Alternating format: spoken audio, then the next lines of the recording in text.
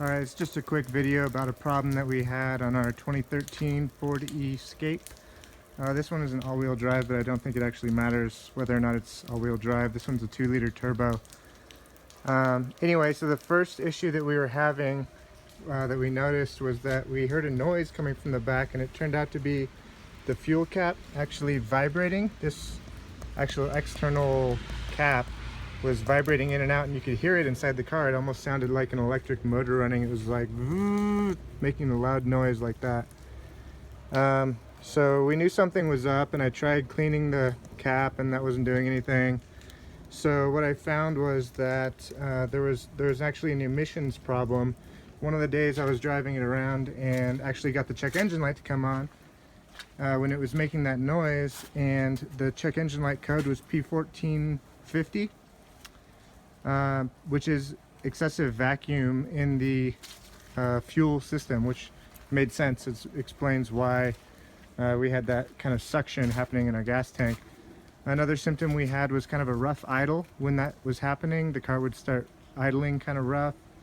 And actually once we strongly smelled gas inside the vehicle. Anyway, after a lot of trial and error and doing some research, what I found was the purge valve, which is what it's called on some vehicles. Ford actually calls it like a steam purification valve on this car. But really it effectively is a evap system purge valve. It's this part right here is what goes bad, and it comes on this huge giant assembly of hoses, which looks really daunting, but it's not so bad if you want to change it yourself. If you've ever done an oil change or change spark plugs, you can definitely do this. It took me exactly an hour. I timed myself to do it, and it has definitely solved our problem. It's been probably almost a month since we've done it, and I've had no issues at all. So this is the part number that you want to get to replace it. The updated part ends in an R there. I think the old one ends in an H or something like that, but I think they've replaced it with the newer R part number.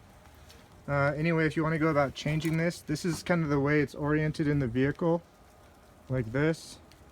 And if you can see, this clip right here is the green clip right here. So to back up and show you where that is.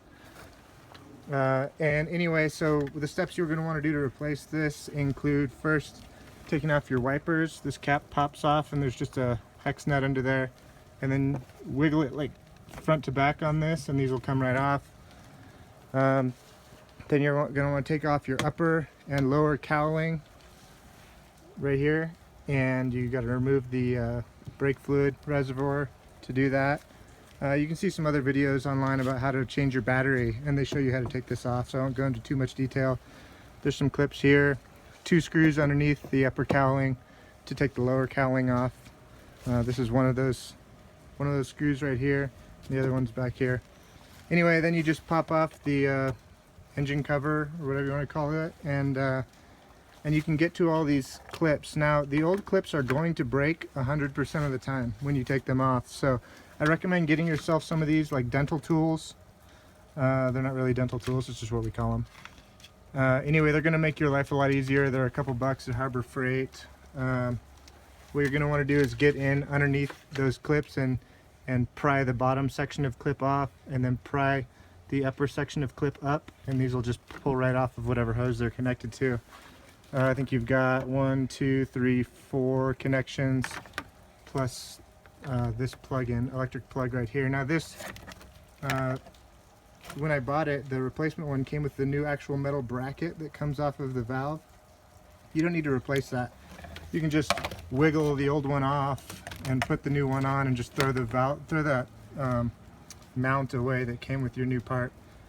Anyway, like I said, you can do it in about an hour. It's not so bad. You're going to want to take off this intake boot, and this one is just a screwdriver, you know, like a hose clamp, to take these off. Once you've taken these 2 things out of the way, you can see all of the connections you need to make. You know, pry those clips off, and the new ones just push right on and snap on. It's a lot easier putting on the clips than taking them off. So anyway, I hope this helps someone else out, because I spent a lot of time sort of trying to diagnose this problem. Like I said, check engine P1450, and it's fixed. Thanks.